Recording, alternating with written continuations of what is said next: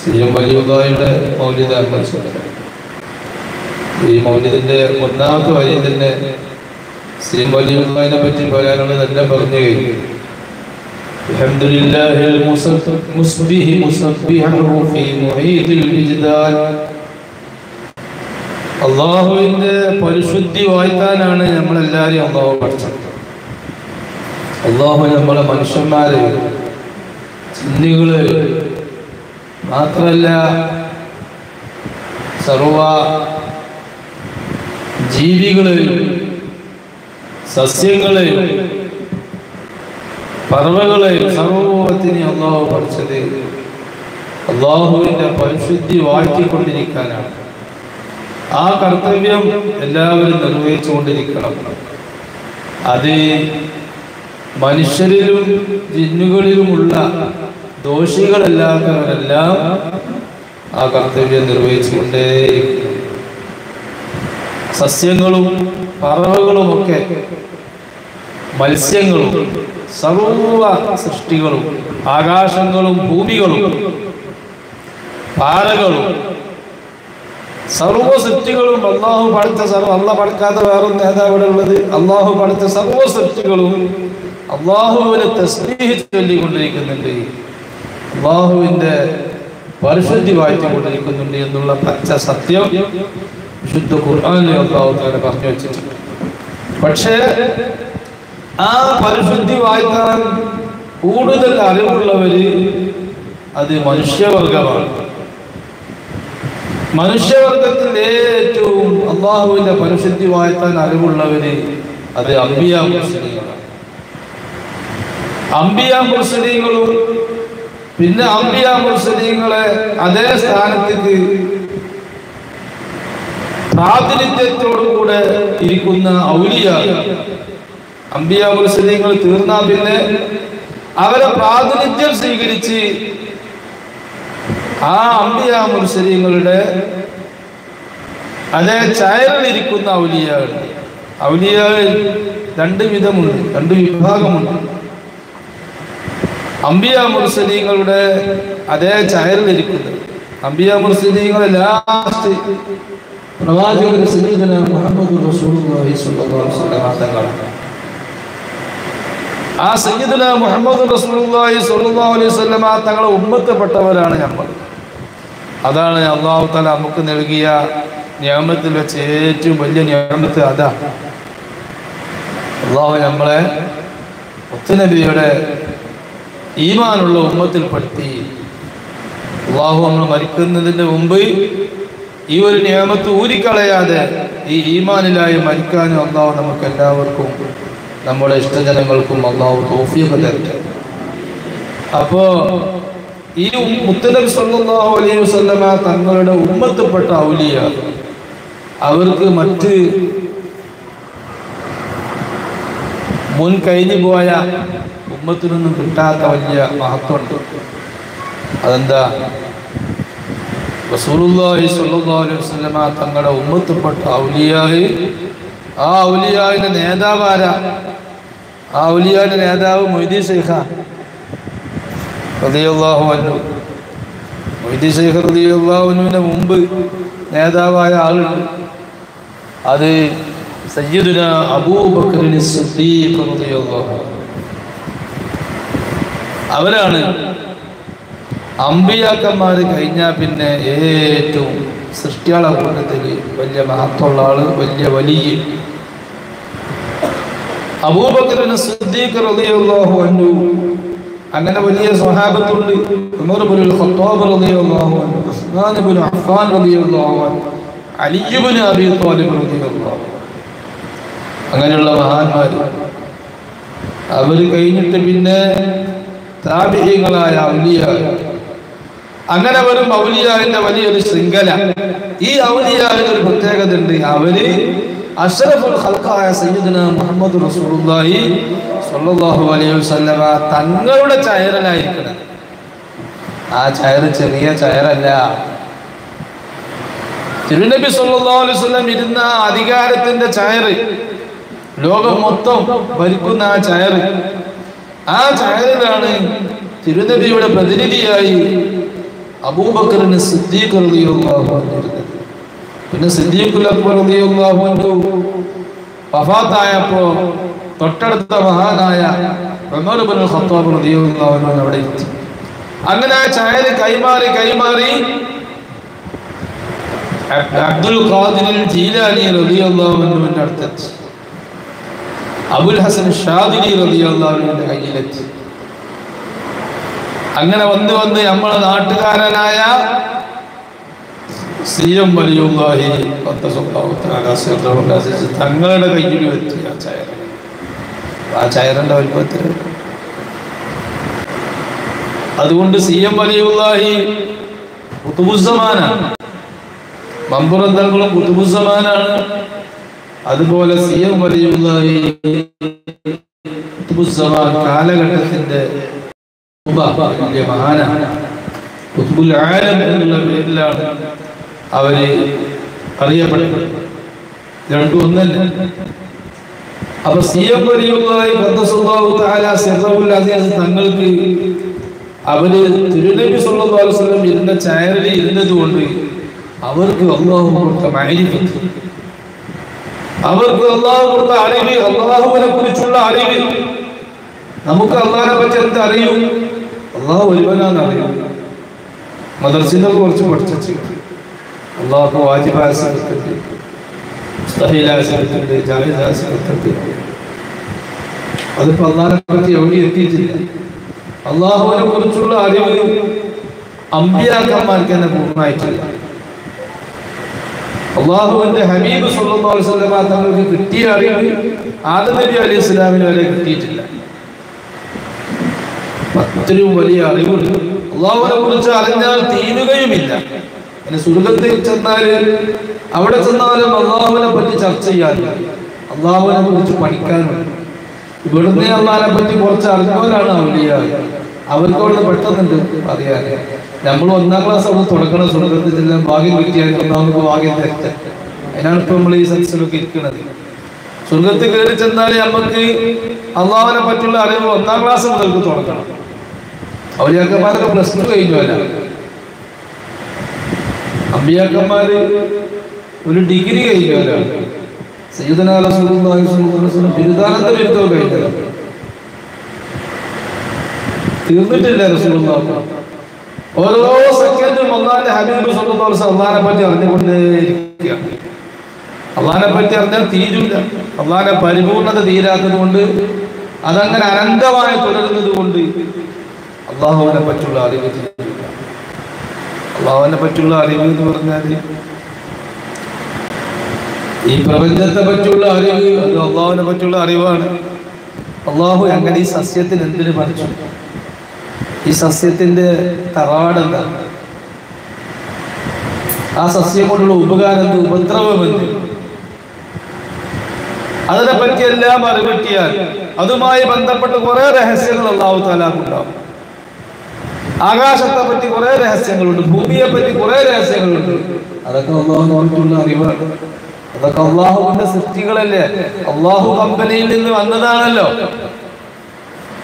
അപ്പോ അതൊക്കെ പ്രാഥമിക അറിവാണ്. +2 വരെ പഠിക്കുന്നത് അതാണ്. അല്ലാഹുവിന്റെ സൃഷ്ടികളെ പറ്റിയുള്ള, അല്ലാഹുവിനെ പറ്റി അറിവ് ഉണ്ടായില്ല. അല്ലാഹുവിനെ പറ്റിയുള്ള അറിവ് കഴിഞ്ഞിട്ട് പിന്നെ അല്ലാഹുവിന്റെ സൃഷ്ടികളെ പറ്റി പഠിച്ചാൽ തന്നെ എവിടെ എത്തൂല. അപ്പോ ഞാൻ പറഞ്ഞു വന്നത്, അങ്ങനെ അല്ലാഹുവിനെ പറ്റി കൂടുതൽ അറിയുമ്പോഴാണ് അല്ലാഹുവിന്റെ പരിശുദ്ധി നമുക്ക് വാഴ്ത്താൻ കഴിയുക. അതുകൊണ്ട് അവിടെ പറഞ്ഞത് അൽഹംദുലില്ലാഹിൽ മുസ്ബിഹി മുസബ്ബിഹു ഫീ ബുഹീത്തിൽ വിജ്ദാൻ. അല്ലാഹുവിനെ പറ്റിയുള്ള അറിവിന്റെ ആ മധുര സാഗരങ്ങളിൽ, ഓഷ്യനിൽ അല്ലാഹു തആല മുങ്ങി കുളിപ്പിക്കുന്നതാണ്. അല്ലാഹുവിന്റെ പരിശുദ്ധി വാഴ്ത്തുന്ന വലിയനെ ഇദാ ഖാല ഫീ ബഹരി ഇഹാദിഹി ബിതഫാൻ, അല്ലാഹുവിൽ ലയിച്ചുകൊണ്ട് അല്ലാഹുവിന്റെ തൗഹീദ് എന്താണെന്ന് അക്ഷരാർത്ഥത്തിൽ അറിഞ്ഞ കൂട്ടരാണ് അല്ലാഹുവിന്റെ ഔലിയാ. തൗഹീദ് എന്ന കൂട്ടരുണ്ട്. തൗഹീദ് ശിർക്ക്. അങ്ങനെ ഒരു കിർക്കുള്ള കൂട്ടരുണ്ട്. അവർക്ക് മൗലൂദ് ഓതാൻ പാടില്ല, ഔലിയാക്കന്മാരെ വിളിക്കാൻ പാടില്ല, യാ റസൂലുള്ളാഹിനെ വിളിക്കാൻ പാടില്ല, ഖുർആനും പഠിക്കാത്ത, ഹദീസും പഠിക്കാത്ത കൂട്ടർ. അവരെ കുറിച്ചല്ല നമ്മൾ പറയുന്നത്. ഔലിയ ആണ് ഏറ്റവും തൗഹീദ് പഠിച്ചത്. എന്താണ് തൗഹീദ് എന്ന് പഠിച്ചു? ശരിക്കും തൗഹീദ് ആയാലും അപ്പോഴ തൗഹീദ് എന്നാൽ എന്താ? ഏകത്വം, ഏകവിശ്വാസം.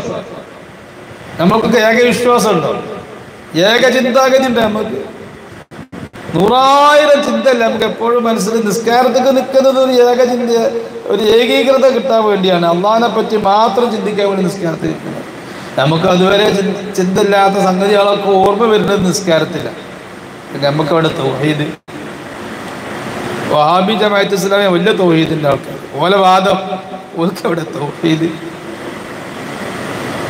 തൗഹീദ് ആവണമെങ്കിൽ അള്ളാഹു അല്ലാത്ത ഒരു ചിന്തയും പാടില്ല. ആ തൗഹീദിന് നമുക്ക് കഴിയോ? 24 മണിക്കൂറും അള്ളാഹു അല്ലാത്തൊരു ചിന്ത മനസ്സിലേക്ക് വരാത്ത കൂട്ടര് തെറ്റ് ചെയ്യൂലെന്നല്ല, തെറ്റിന്റെ ചിന്ത വരൂല എന്നല്ല, തെറ്റല്ലാത്ത ചിന്തയും അവരെ മനസ്സിലേക്ക് വരൂല. അള്ളാഹു അല്ലാത്തൊരു ചിന്തി മനസ്സിലേക്ക് വരാത്ത കൂട്ടരാണ് ശരിക്കുള്ള വലിയ. മറ്റൊക്കെ നമ്മൾ ഔലിയ എന്ന് പറയും. അള്ളാഹു തആല ഔലിയ എന്ന് പറയുന്ന കൂട്ടരാരാ? ഓല മനസ്സിലേക്ക് അല്ലാത്തൊരു ചിന്തയും വരൂല. ولو خاطرت لي في سواك إرادة على خاطري يوما حكمت بردتي. ഇബ്നുൽ ഫാരിദ് റളിയല്ലാഹു അൻഹു ഔലിയാക്കളിൽപ്പെട്ട വലിയ മഹാനാണ്. അവർ പറഞ്ഞ ഒരു വാക്കാണ്, എൻ്റെ മനസ്സിൽ നീ അല്ലാത്തൊരു ചിന്ത എൻ്റെ മനസ്സിലേക്ക് വന്നാൽ, വലോ ഖത്തറത് ലീ ഫീ സിവാകി ഇറാദത്തുൻ, നിന്റെ ദാത്തുൽ മുഖദ്ദസത്തല്ലാത്ത പരിശുദ്ധ ദാത്തല്ലാത്ത ഒരു ചിന്ത, സത്തയല്ലാത്ത ഒരു ചിന്ത എൻ്റെ മനസ്സിൽ ഉദിച്ചാൽ, ഹകംതു ബിരിദ്ദതി അലാ ഖാതിരി യൗമൻ, എപ്പോഴെങ്കിലും എൻ്റെ മനസ്സിൽ അങ്ങനെ ഒരു ചിന്ത വന്നാൽ, നീ അല്ലാത്തൊരു ചിന്ത, ഭാര്യയോ ഭക്ഷണമോ വെള്ളമോ ഉറക്കമോ എന്തെങ്കിലും ഒരു ചിന്ത മനസ്സിൽ വന്നാൽ, ഹകംതു ബിരിദ്ദതി, ഞാൻ ഈ ഫീൽഡിൽ നിന്ന് മുർത്തദായി എന്ന് പറയും. ഞാൻ മുർത്തദാന്ന് ഇരിക്കും എന്ന് പറഞ്ഞ മഹാന്മാരാണ് അല്ലാഹുവിന്റെ ഔലിയാക്കൾ. അപ്പോ അതാണ് യഥാർത്ഥ തൗഹീദ്. അങ്ങനെയാണ് സി.എം. വലിയുള്ളാഹി ഖദ്ദസല്ലാഹു തആല സിർറുൽ അസീസ് ജീവിച്ചത്. സി.എം. വലിയുള്ളാഹി എന്ന് പറഞ്ഞാൽ എന്താ? സി.എം. വലിയുള്ളാഹി നിങ്ങൾക്ക് എന്താ ഓർമ്മ വരുന്നത്? കുറെ കറാമത്ത് കാട്ടിയ ആളെന്നാ ഓർമ്മ വരുന്നത്. എന്നാൽ ഏറ്റവും വലിയ കറാമത്ത് ഇതാണ്. ഏത്? അള്ളാഹുവിന്റെ ഹബീബ് സല്ലല്ലാഹു അലൈഹി വസല്ലം എങ്ങനെ ജീവിച്ചോ ആ ജീവിതം തന്റെ സ്വന്തം ജീവിതത്തിലൂടെ അനുഭവിച്ച് അറിയാൻ കഴിയുക,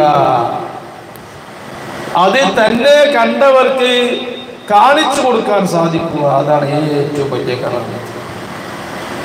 ആ കറാമത്ത് കഴിഞ്ഞിട്ടേ ബാക്കി എല്ലാ കറാമത്തും, രോഗം മാറ്റുന്ന കറാമത്തും മഴ പെയ്യിപ്പിക്കുന്ന കറാമത്തും കുട്ടി ഇല്ലാത്തവർ കുട്ടി നൽകുന്ന കറാമത്തും ക്യാൻസർ ഒറ്റ സെക്കൻഡ് കൊണ്ട് മാറ്റിക്കൊണ്ട്, ഈ കറാമത്തൊക്കെ ചെറിയ കറാമത്താ. വലിയ കറാമത്ത് അല്ലാഹുവിന്റെ ഹബീബ് സല്ലല്ലാഹു അലൈഹി വസല്ലം ജീവിച്ച ആ ജീവിതം അല്ലാഹുവിന്റെ ഹബീബിന്റെ സുന്നത്ത് അനുഭവത്തിലൂടെ അറിയാൻ കഴിഞ്ഞു. റസൂലുള്ളാഹിന്റെ ജീവിതം ഒന്നും കൂടെ തന്നിലൂടെ അനുഭവിച്ച് അറിയാൻ കഴിഞ്ഞു. മറ്റുള്ളവർക്ക് അത് കാണിച്ചു കൊടുക്കാൻ സാധിക്കുക, ഇതാണ് ഏറ്റവും വലിയ കറാമത്ത്. മടവൂർ തങ്ങള് അവര് വിദ്യാർത്ഥിയായി ചെറിയ കുട്ടിയായി സ്കൂളിൽ പഠിക്കുന്ന കാലം മുതൽക്ക് 5 വഖത്ത് നിസ്കാരം ഖളാ ആവാതെ നിസ്കരിക്കും. മാത്രമല്ല നിസ്കാരത്തിന്റെ മുമ്പും ശേഷവുമുള്ള സുന്നത്തുകളും മടവൂർ തങ്ങൾ നിസ്കരിക്കുന്നുണ്ട് എന്ന് അവരെ കൂടെ നടന്ന് കണ്ട ആളുകൾ പറഞ്ഞതായി നാം കേട്ടിട്ടുണ്ട്. നോക്കണം മടവൂർ തങ്ങളുടെ ജീവിതം ഇത്രയും വിശുദ്ധ. നമ്മള് റമദാൻ മാസത്തിൽ തറാവീഹ് നിസ്കരിക്കാൻ നമുക്ക് വലിയ ആവേശം ഉണ്ടാവും, അതും വലിയ ഭാഗ്യം. അള്ളാഹു അതാ ആവേശങ്ങൾ നമുക്ക് നിലനിർത്തി തരട്ടെ. എന്നാ തറാവീഹിനേക്കാൾ പുണ്യമുള്ള ഒരു നിസ്കാരമുണ്ട്, അത് ചിലപ്പോൾ പലരും നിസ്കരിക്കുന്നുണ്ടാവില്ല റമദാനിലും റമദാൻ അല്ലാത്ത ദിവസങ്ങളിലും. ഏതാണ്? ഇശാന്റെ ശേഷമുള്ള ഇശാന്റെ ശേഷം മുമ്പുള്ള റവാത്തിബ് നിസ്കാരം. റവാത്തിബ് നിസ്കാരങ്ങൾ കഴിച്ചിട്ടേ തറാവീഹ് നിസ്കാരത്തിന് പുണ്യമുള്ളൂ. ഇശാന്റെ റവാത്തിബ് നിസ്കരിക്കാതെ തറാവീഹ് നിസ്കരിക്കുന്നവരുണ്ടാവും. കുഴപ്പമില്ല, ആ തറാവീഹ് കഴിഞ്ഞിട്ട് ആ ഇശാന്റെ റവാത്തിബ് കലാ കൂട്ടുന്നല്ല. നിസ്കാരത്തിന്റെ ടൈം കഴിഞ്ഞിട്ടില്ലെങ്കിൽ, ഇശ കലാ ആയിട്ടില്ലെങ്കിൽ തറാവീഹ് കലാ അല്ല, റവാത്തിബ് കലാ കൂട്ടാന്ന് നീയത്തെ കണ്ട പിന്നീട് നിസ്കരിച്ചാൽ മതി. തറാവീഹിന്റെ ശേഷവും ഇശാന്റെ റവാത്തിബ് നിസ്കരിക്കാം. ആ 20 റക്അത്ത് തറാവീഹിനേക്കാൾ കൂലിയും പുണ്യമുണ്ട് റവാത്തിബിന്. ഇൽമു വേണം ആള് സൂഫിയാവാൻ. സൂഫിയാവാൻ എന്തൊക്കെയോ ചെയ്തിട്ട് ഞാൻ ഔലിയാവണില്ലല്ലോ എന്ന് സംശയിച്ചിട്ട് കാര്യമില്ല. ഔലിയാകൾ എളുപ്പമല്ല. ഔലിയാകാലം ആദ്യം ധാരാളം ഇൽമു വേണം. ഓരോ പ്രശ്നങ്ങളും നേരിടും വലിയ. ആ നേരിടുന്ന പ്രശ്നങ്ങളൊക്കെ ഇൽമു കൊണ്ട് പരിഹരിക്കണം, പരിഹാരം കാണാൻ കഴിയണം പ്രശ്നങ്ങൾ. പിന്നെ അങ്ങനെ പോകുന്ന ആൾക്ക് ഒരു ഗുരുവിനെ കിട്ടണം.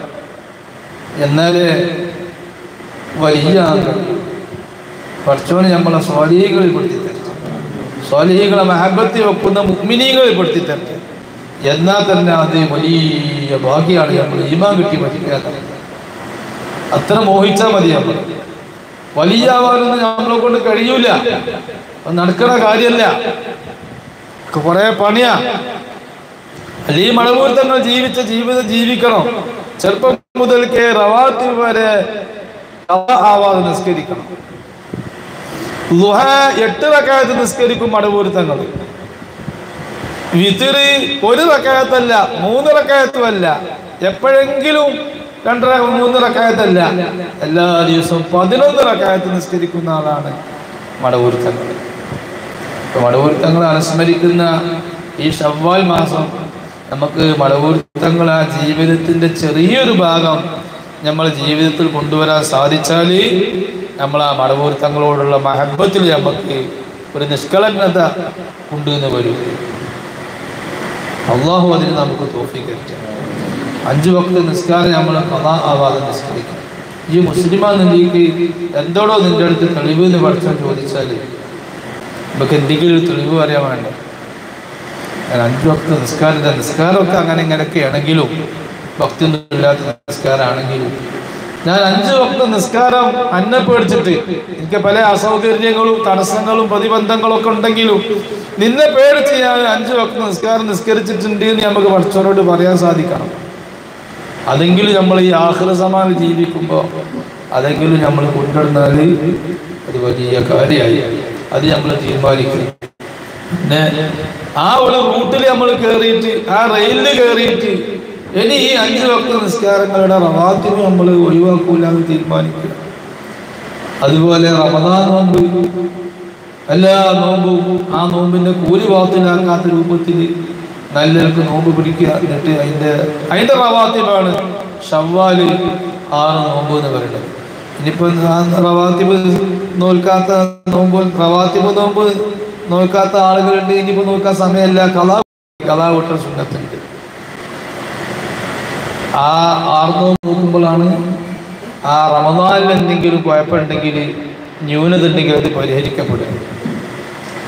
അപ്പൊ ഇവിടെ പറഞ്ഞത് മടവൂർത്തങ്ങളെ പറ്റി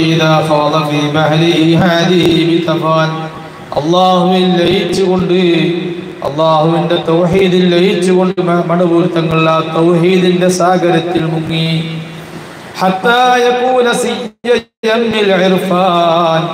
അപ്പൊ മടവൂർത്തങ്ങൾ എന്തായി? മടവൂർത്തങ്ങൾ അപ്പോഴാണ് സിയമായത്. അതുവരെ മടവൂർ അബൂബക്കർ എന്നാ പറഞ്ഞിരുന്നത്. അതുവരെ മടവൂർത്തങ്ങളെ പേര് മടവൂർ അബൂബക്കർ എന്നേനു, സിയം വലിയുള്ളാഹി എന്നല്ല. സിയം വലിയുള്ളാഹി ആയപ്പോഴാ അള്ളാഹുവിൽ ലയിച്ചുകൊണ്ട്, അള്ളാഹിന്റെ തൗഹീദിൽ ലയിച്ചുകൊണ്ട് ആ സാഗരത്തിൽ മുങ്ങി കുറെ ആരും അറിയാതെ നടന്നു. പിന്നെ സിയം വലിയുള്ളാഹി. എന്താ സിയം മാരിഫത്തിന്റെ സിയമ്മായി. സിയം എന്ന് പറഞ്ഞാൽ സാഗര തുല്യൻ എന്നാണ് അർത്ഥം. സി എന്ന് പറഞ്ഞാൽ തുല്യൻ എന്നാണ് അർത്ഥം. എം എന്ന് പറഞ്ഞാൽ സാഗരം എന്ന് അർത്ഥം.